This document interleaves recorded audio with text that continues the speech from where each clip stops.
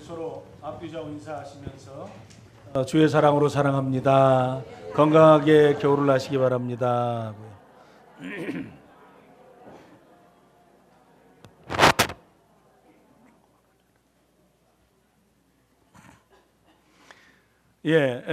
이제 출애굽기가 33장인데 열심히 달려왔습니다. 40장에 맞춰지게 되는데 35장서부터는 그 성막에 대한 내용을 반복하는 것이기 때문에 아마 얼마 지나지 않아서 출애굽기를 마쳐갈 것 같습니다. 마지막 마무리해 가시면서 하나님께서 그 영광 중에 백성들을 통해서 일하시고 또 시대 가운데 하나님의 역사를 드러내시기를 원하시는 귀한 마음들을 저희들이 있기를 원합니다. 출애굽한 후에 광야에 살고 있는 이스라엘 백성들의 소원이 있다면 하루속히 광야를 벗어나는 것일 거예요. 남자들이 군대 가면 소원이 뭐죠? 어떻게 알아요, 여성분들이? 빨리 제대하는 거예요. 제대하는 거. 그거밖에 없어요. 학생들이 저는 어렸을 때 빨리 어른이 되고 싶더라고요. 빨리 어른이 돼서 그래서 막 세수도 하고 수염도 깎고 이게 수염도 빨리 기르라고 그러고 막 머리도 감고 막 저희 때는 막 이렇게 빡빡 밀고 댕겼잖아요. 그러니까 빨리 어른이 됐으면 좋겠다. 그러니까 어른이 되니까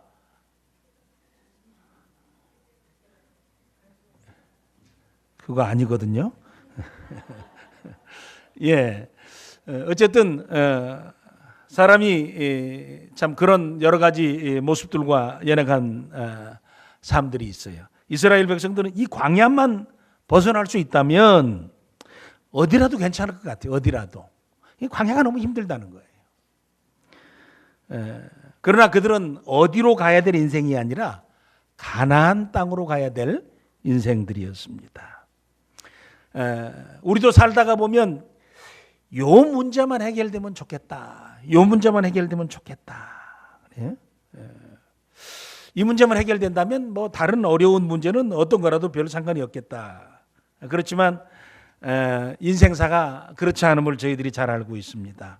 이 일 뒤에는 다른 일이 있고요. 이 문제 다음에는 다른 문제들이 이렇게 슬며시 다가와서 또 주인 노릇을 합니다. 다들 애들이 어리면 조금만 컸으면 조금 큰다면은 이제 대학만 졸업한다면 직장만 가지면 그 다음에는 결혼만 하면 그렇죠? 다 다양한 상황들. 나중에는 본인이 조금 나이 들어서 살만하니까 또 위에서 누가 또 쓰러지십니까? 위에 또 어른들이 또 이렇게 넘어지시고 그래서 사실 우리의 삶이 맞춰지는 날까지는 이랬으면 좋겠다 하지만 그 문제 뒤에는 무지개처럼 항상 다른 문제들이 우리의 삶에 다가옵니다. 사실 그렇기에 저나 우리 식구들이나 인생을 살면서 다 좋으면 좋겠지만 다 편안하면 좋겠지만 우리의 삶에 대해서 잘됨과 못됨 때로는 힘듦과 편안함에 대해서 때로는 너무 연연할 필요가 없겠다라는 생각을 해봅니다. 저희들에게 좋은 때가 주어지면 하나님께서는 그렇게 하라고 그럽니다. 야, 너희들에게 좋은 때가 주어졌냐? 그럼 감사함으로 인생을 살아라. 하나님 앞에 찬양하는 마음을 가지고 하나님을 높여드리고 살아라. 너무 힘든 때가 있냐? 너무 힘든 때가 있으면 곰곰이 좀 생각해 봐라. 어떤 문제 해결점을 다른 데서 찾지 말고 네 자신을 심각하게 살피면서 내가 과연 내 삶에 쓴 뿌리가 좋지 않은 결과가 맺어진 이유가 무엇일까를 살피면서 믿음으로 너의 삶을 평가하고 믿음을 지키기 위해서 네 자신의 삶을 살아가는 것이 중요하다라는 거예요. 사실 우리의 진정한 안식은 우리의 노력과 수고로 주어지는 것이 아닙니다. 예수님께서 다시 오실 때 믿는 우리에게 주어지는 선물이기 때문에 우리에게 그날이 주어지기까지 우리는 나를 부인하고 내게 주어진 십자가를 잘 지고 믿음으로 예수님의 뒤를 따라가는 복스러운 삶을 살아가야 합니다. 우리의 인생은 이 상황이 해결되면 다 될 것 같은 것이 우리의 삶이 아니라 우리가 본향에 도달했을 때 하나님이 우리에게 허락하실 안식의 시간이 우리에게 주어지기까지 이 땅의 삶을 믿음으로 잘 살아가는 일이 소중하다라는 거예요. 좋고 나쁘고 때로는 잘 되고 못 되고 무엇인가가 원하는 대로 됐고 안 됐고가 아니라 내가 믿음으로 나의 삶을 살아가고 있느냐라는 관점에서 우리 자신의 삶을 점검해야 된다라는 거예요. 드디어 오늘 33장 1절에 이스라엘이 꿈꾸던 명령이 주어집니다. 하나님께서 모세에게 이스라엘 백성들을 데리고 야 가라! 가서 여기에 특별하게 아브라함과 이삭과 야곱에게 맹세한 약속의 땅으로 올라가라 그럽니다. 드디어 그들에게 주어지는 자유의 그리고 수고가 이제 맞춰지는 날이 곧 그들에게 주어지게 될 것입니다. 얼마나 기다리던 일입니까? 모세와 이스라엘 백성들은 아마 예! 하고 즉시 순종해서 가나안 땅을 향해서 출발했을 것입니다. 여기서 우리에게 참 성도의 삶을 전체적으로 보았을 때 신앙생활에서 가장 소중한 부분, 중요한 부분이 무엇인가라는 것에 대해서 저희들로 하여금 생각하게 합니다. 하나님께서는 말씀하시는 분입니다. 우리 창세기부터 쭉 살펴보면 하나님은 말씀하십니다. 하나님은 말씀하시고 하나님의 백성들은 듣습니다. 말씀하시는 하나님께서 말씀하실 때 하나님의 백성들은 예하고 순종하는 것이 마땅하고 예하고 순종할 때에 그들에게 순종하는 사람들이 누릴 수 있는 은혜와 축복이 채워진다라는 거예요. 말씀하시는 하나님, 사실 어떻게 보면 그 말씀하시는 내용이 어떤 때는 인간적으로 보면 조금 불합리하다고 생각할 수도 있어요. 아담과 하와에게 말씀하실 때도 하나님께서는 동등한 입장에서 계약을 하시지만 일방적인 부분이 있으십니다. 그래서 하나님께서는 우리에게 말씀해 주시는데 그 말씀의 중심 내용이 우리를 무너뜨리는 것이 아니고 우리를 죽이려는 것이 아니고 우리를 살리려는 것이고 하나님께 주시는 은혜뿐만 아니라 하나님과 긴밀한 교제관계를 누리고 살아가도록 도우시는 명령이고 그리고 그 방법들을 지시하는 것이기에 하나님께서는 말씀하시고 성도는 예하고 따라야 된다라는 거예요. 성경의 예를 보면 믿음의 조상 아브라함이 노년에 하나님께서 아브라함에게 이렇게 말씀하십니다. 아들을 독자 이삭을 번제물로 바쳐라.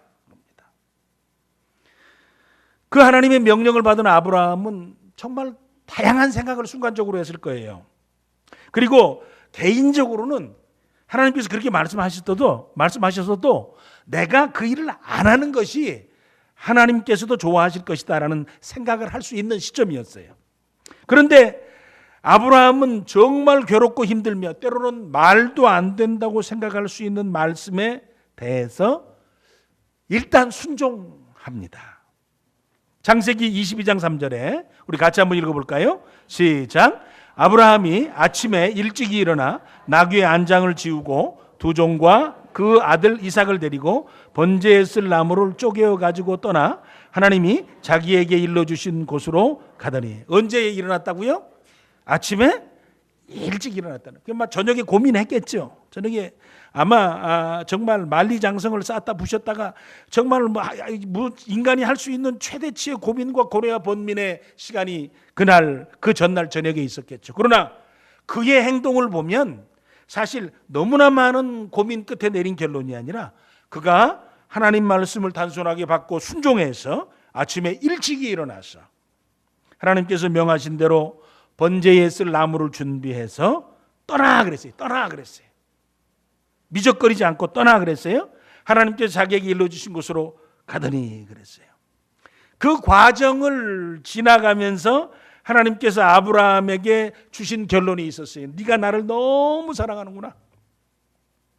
네가 나를 얼마나 사랑하는지를 내가 알게 됐다 하시면서 그때 준비하시는 하나님의 은혜, 여호와 이레의 은혜를 경험케 해 주셨습니다. 아들은 살려주시고 짐승을 대신해서 제물로 드리게 되어지는, 사실 그때에 하나님의 마음을 가장 먼저 독생자를 내어 주어서 제물로 제단에 올리는 하나님의 심정을 가장 먼저 알게 해 주시는 은혜가 아브라함에게 있었지요. 순종하는 과정 가운데서 은혜를 경험하고 그 하나님의 사랑과 그 우리를 향하신 예비하심이 얼마나 큰지를 미리 경험할 수 있는 은혜를 주셨습니다. 이스라엘 초대 왕은 사울입니다. 사울은 참 효자입니다. 겸손합니다. 인물이 참 좋은 사람입니다. 다른 사람보다 머리가 하나 더 있었습니다. 그가 초대 왕으로 세움을 받았을 때 하나님께서는 사울 왕에게 명령을 주셨습니다. 아말렉을 좀 쳐다오 그랬어요. 치되 하나도 남기지 말고 모두 진멸해라 그랬습니다. 출애굽의 그 이유는 출애굽의 과정에서 하나님의 백성인 이스라엘을 공격한 아말렉에 대해서 하나님께서 대대로 싸우시리라 하셨기 때문입니다. 사울 왕은 군대를 정비하고 아말렉과 전쟁을 합니다. 그런데 나중에 사울 왕은 하나님의 말씀대로 아말렉을 모두 멸망시키지를 않았습니다. 사무엘상 15장 9절입니다. 같이 한번 읽을까요? 시작. 사울과 백성이 아각과 그의 양과 소의 가장 좋은 것 또는 기름진 것과 어린 양과 모든 좋은 것을 남기고 진멸하기를 즐겨 아니하고 가치 없고 하찮은 것은 진멸하니라. 그러니까 하나님께서 진멸하라고 할 때 다 진멸해라. 여기에 내용은 악의 뿌리를 남겨두지 말고 전부 악이 조금이라도 살아서 역사하지 못하도록 악을 제거하라 그랬는데 좋지 않은 짐승은 다 버리고 좋은 것은 거두어 자신이 가져왔다는 거예요. 나중에 사울이 변명합니다. 백성들이 그렇게 하자고 해서 그렇게 했다라고 백성들에게 변명하며 죄를 돌립니다. 그때 하나님께서 굉장히 엄한 말씀을 하십니다. 사무엘상 15장 23절에 이는 거역하는 것은 점치는 죄와 같고 완고한 것은 사신 우상에게 절하는 죄와 같음이라. 그 다음부터 같이 읽습니다. 시작. 왕이 여호와의 말씀을 버렸으므로 여호와께서도 왕을 버려 왕이 되지 못하게 하셨나이다. 네가 나를 버리면, 즉 나를 버린다는 말은 내 말을 네가 버리면 나도 너를 버릴 수밖에 없노라라고 하시는 말씀입니다. 그때에 주신 말씀이 사무엘상 15장 22절이었는데 사무엘이 이르되 여호와께서 번제와 다른 제사를 그의 목소리를 청종하는 것을 좋아하심같이 좋아하시겠나이까. 같이 시작. 순종이 제사보다 낫고 듣는 것이 수양의 기름보다 나으니. 당신이 제물을 좋은 거 준비해서 하나님 앞에 드리는데 그 제물이 하나님께서 원하지 않는 방법으로 얻은 제물이라면 그 제물을 가지고 하나님 앞에 제사를 드릴 때 하나님이 기뻐하시겠느냐? 그렇지 않다는 거예요. 너의 삶을 살면서 순종하는 삶을 살아가면서 제물을 준비하고 순종하는 자로서 제사를 드릴 때 하나님께서 기뻐 받으신다라는 것이죠. 제물에 초점이 있는 것이 아니라 네가 하나님을 정말 순종하느냐가 귀한 초점이다라는 거예요. 내가 무엇인가 눈에 보여지는 좋은 것을 하는 것이 하나님이 기뻐하시는 것이 아니라 내가 내 중심으로부터 정말 하나님을 사랑하고 그리고 하나님을 사랑하는 표현으로 하나님 말씀에 순종하면서 네가 나에게 내 앞에서 믿음의 삶을 살고 예배자로 제사자로 사는 것이 더 귀하다라는 것이죠. 가장 소중한 것이 무엇이냐 그러니까 눈에 보여지는 재물이 아니라 네가 하나님 앞에 드리는 순종의 마음이다라는 거예요.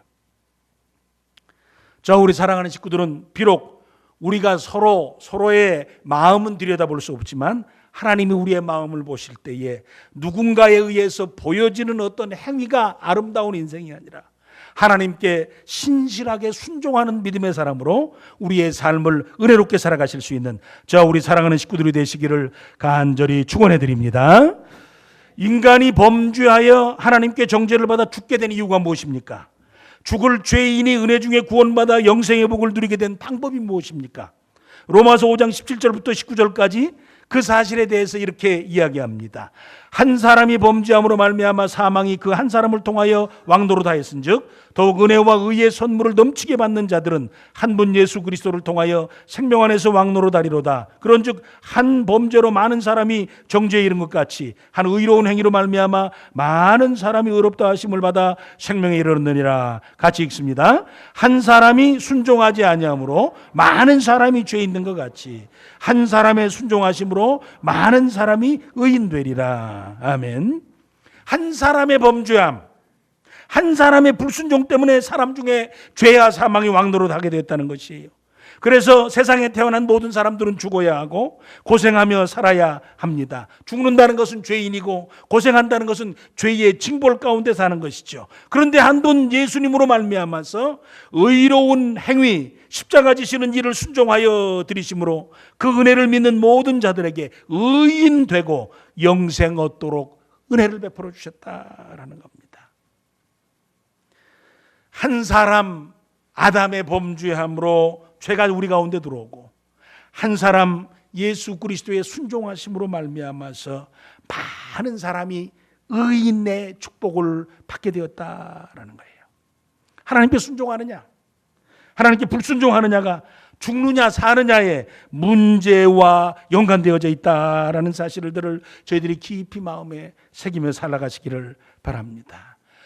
하나님께서 자녀들을 축복하는 방법을 말씀하시면서도 자녀들아 주 안에서 너희 부모를 순종하라 이것이 옳으니라 그랬어요. 순종을 통해서 하나님께서는 잘됨과 장수의 복을 자녀들에게 허락해 주시는 것이죠. 인생을 살면서 성도는 하나님께 대하여서 순종하는 자의 아름다운 모습으로 살 뿐만 아니라 이 땅의 삶을 살아가는 당에도 권위에 순종하고 부모에게 순종하고 또 교회의 치리에 순종하고 그래서 은혜의 삶을 잘 감당하여 살아갈 수 있는 복이 저 우리 사랑하는 식구들의 복이 되기를 간절히 소원합니다.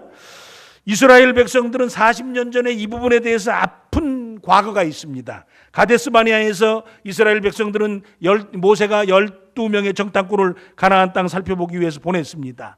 하나님께서 주신 약속의 땅이 어떤가 살피라는 거예요. 가서 보니까 너무 좋아요. 젖과 꿀이 우르는 땅이에요. 그래서 에스골 골짜기에서 그들은 포도송이를 두 사람이 꿰어 메어서 들고 왔어요. 그런데 가나안 땅을 정탐한 12명 중에서 10명은 가나안 땅은 너무 좋지만 우리가 정복할 수 없는 땅이다. 그들은 크고 우리는 그들 앞에 메뚜기 같다 그랬어요.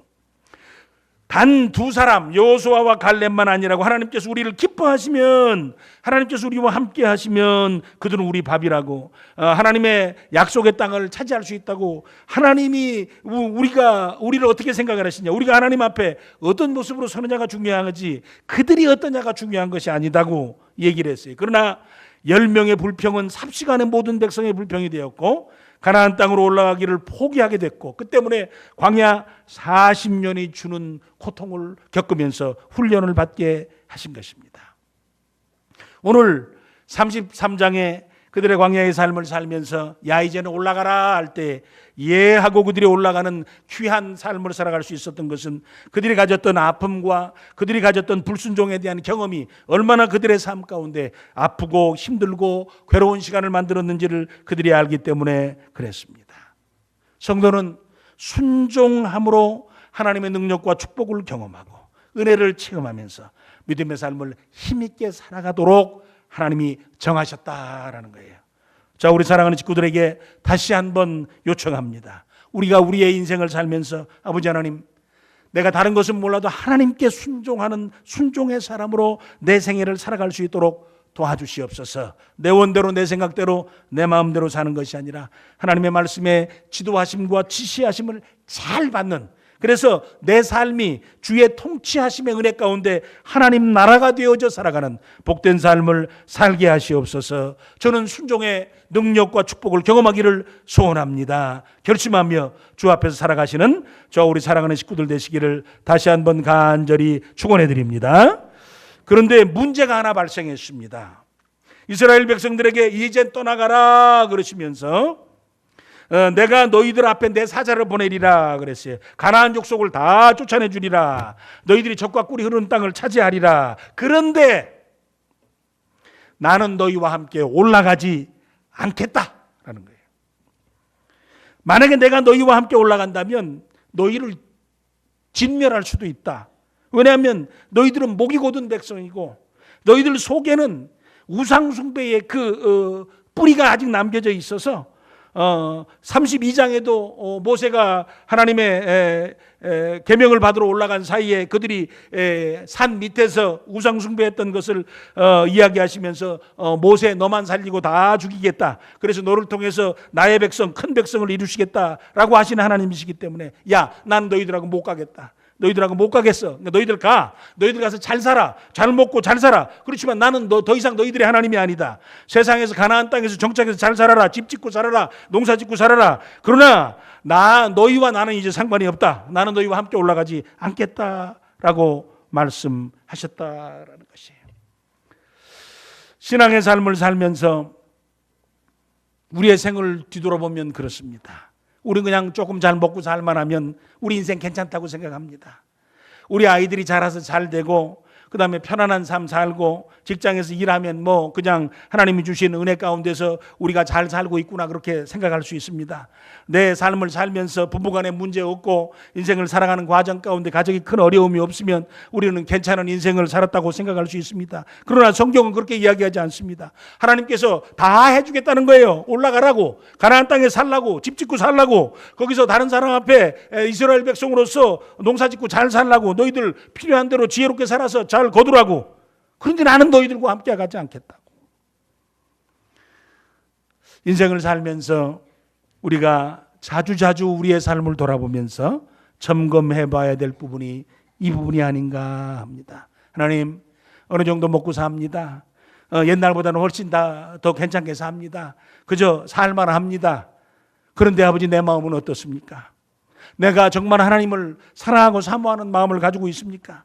오늘 하나님께서 나를 보실 때 야, 난 더 이상 너랑 못 있겠다. 네가 그토록 네 마음대로 살고 네 원대로 살고 네 하고 싶은 대로 사는데 내가 이제 나는 더 이상 너의 하나님이 되지 않겠다.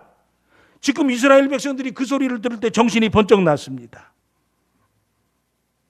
정신이 번쩍 났어요. 어렸을 때 그런 경험이 있습니다. 제가 그렇게 잘못한 것 같지는 않은데 항상 저는 잘못한 것 같지 않았습니다.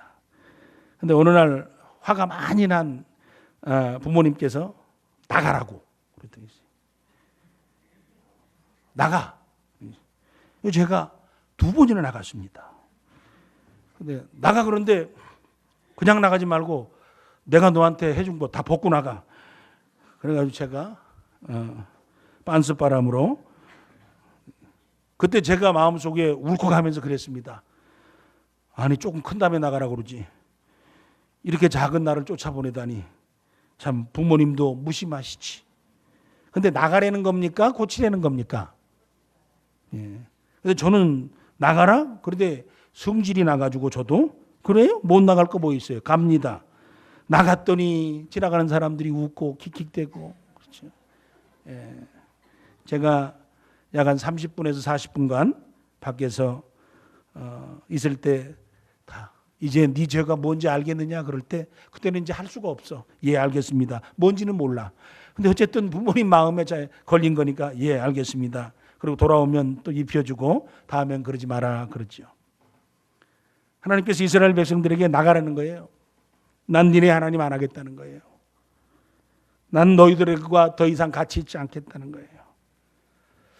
인생을 살면서 그런 소리를 이스라엘 백성들이 들을 때 정신이 번쩍 났어요. 그래서 이스라엘 백성들이 4절에 이 준엄한 말씀을 듣고 슬퍼하여서 한 사람도 자기 몸을 단장하지 않았다. 뭐 아침에 일어나서 자기를 단장할 겨를이 없어요. 이제 하나님이 우리 하나님 안 하신다는데, 우리가 같이 안 간다는데 참 어떻게 하면 좋겠나, 그런 정신 번쩍 난 소리를 들었어요.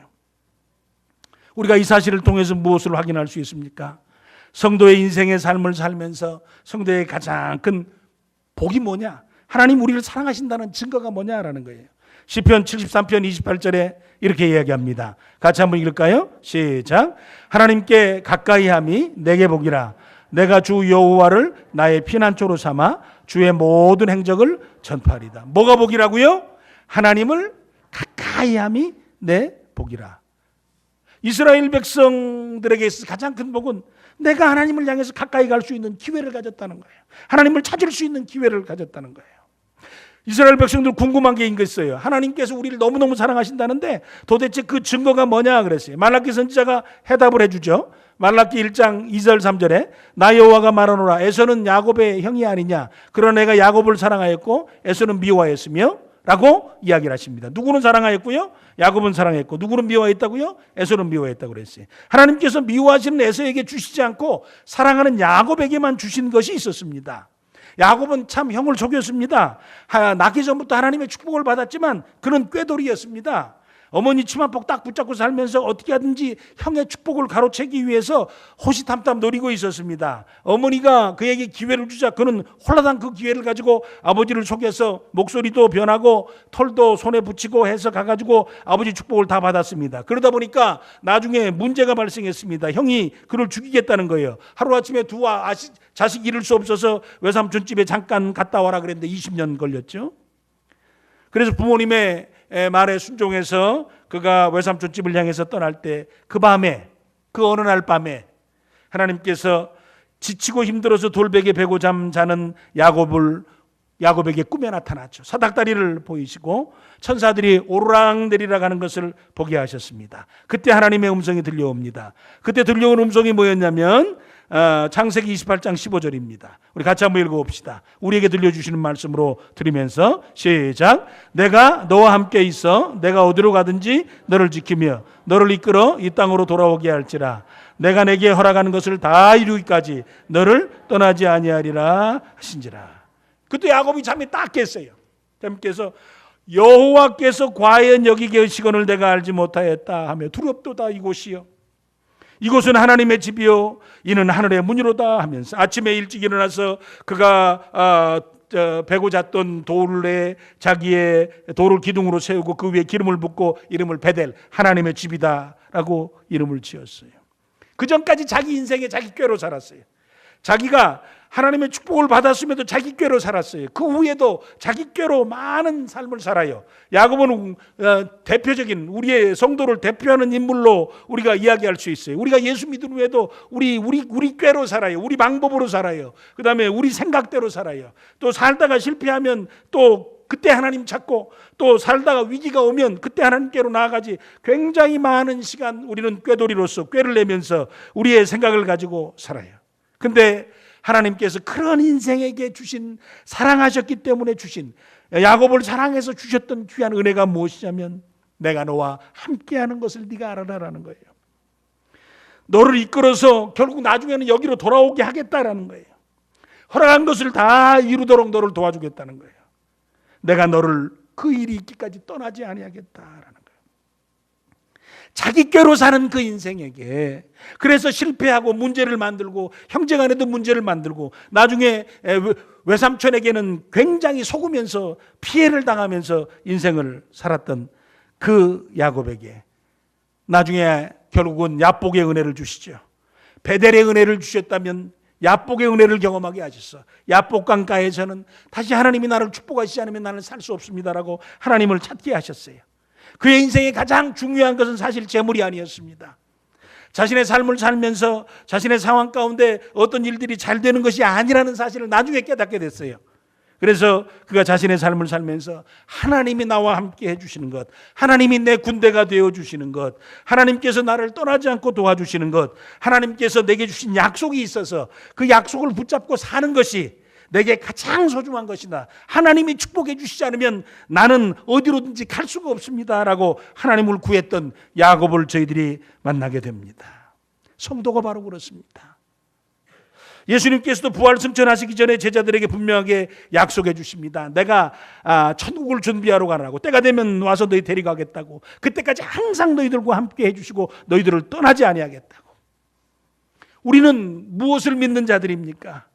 야곱에게 자신을 드러내시면서 내가 너하고 함께하고 있다고, 내가 너를 떠나지 아니라고, 내가 너에게 준 약속 그 목적이 이루기까지 내가 너를 도와주리라고 하나님께서 하신 것처럼 예수님께서도 우리에게 내가 너를 불렀나고 너는 내 것이라고 이제는 네가 나에게 올 때까지, 아니 내가 너에게 갈 때까지 내가 너를 떠나지 아니하고 내가 너를 위해서 기도하며 내가 너에게 필요한 안식을 주며 네가 믿음의 삶을 살도록 끊임없이 내가 격려하고 도와줄 것이며 네가 부름받은 하나님의 사람들로 목적을 이루며 살아갈 수 있도록 내가 너를 격려해 줄 것이며 이 땅의 삶을 살아가는 날 동안에 네가 믿음의 승리자가 되도록 내가 너를 도와줄 것이다 라는 거예요. 그렇기 때문에 우리는 나를 확신하는 것이 아니고 나를 신뢰하는 것이 아니고 내 실력과 내 능력을 의지하는 것이 아니라 아버지 하나님, 나는 언제든지 나 때문에 문제가 될 수 있고 나는 언제든지 나로 말미암아 걸러 넘어질 수 있지만 그때마다 나를 부르시고 내게 은혜 베풀어 주시고 나로 하여금 소망을 주시고 나를 붙잡고 계시고 나를 떠나지 아니하시며 그 어떤 상황 가운데서도 연약한 내 안에서 하나님의 목적을 이루어서 거룩한 믿음의 삶을 살게 하신 하나님이 계십니다 라는 확신 가운데 믿음의 삶을 살아가시기를 원하시는 것입니다. 저 우리 사랑하는 식구들이 모두 다 그 확신과 은혜 가운데 믿음의 삶을 살면서 승리자로 살아가실 수 있기를 간절히 축원해 드립니다. 아버지 하나님 감사합니다. 순종이 축복입니다. 하나님께 순종하는 저희들의 복된 삶을 살아갈 수 있어서 순종이 주는 은혜와 축복을 누리고 살아가는 우리가 되게 하여 주시옵소서. 하나님을 가까이 함이 우리 복입니다. 뭐가 조금 좋아졌다고, 뭐가 조금 잘 됐다고, 뭐가 조금 많아졌다고 우리 기세등등할 필요도, 자기를 자랑할 필요도, 그리고 자기를 드러낼 필요도, 때로는 자기에 대해서 낙심할 필요도 없습니다. 아버지, 우리가 오로지 붙잡고 있는 것은 나와 함께 하시고 나를 끝까지 도우시며 떠나지 아니하시며 나를 통해서 하나님의 아름다운 목적을 이루어 가시되 믿음의 삶을 잘 살아가도록 인도해 주시는 하나님의 도우심과 역사하심과 함께하심이 우리의 복인 줄 기억하고 하나님을 사모하며 찾으며 의지하고 의존하며 믿음의 길과 성도의 삶을 힘있게 살아가서 그 나라에 이르기까지, 주님 오시는 그날까지 성도의 삶을 은혜롭고 복되게 살아가는 우리가 되게 하여 주시옵소서. 예수님 이름으로 간절히 기도를 드립니다. 아멘.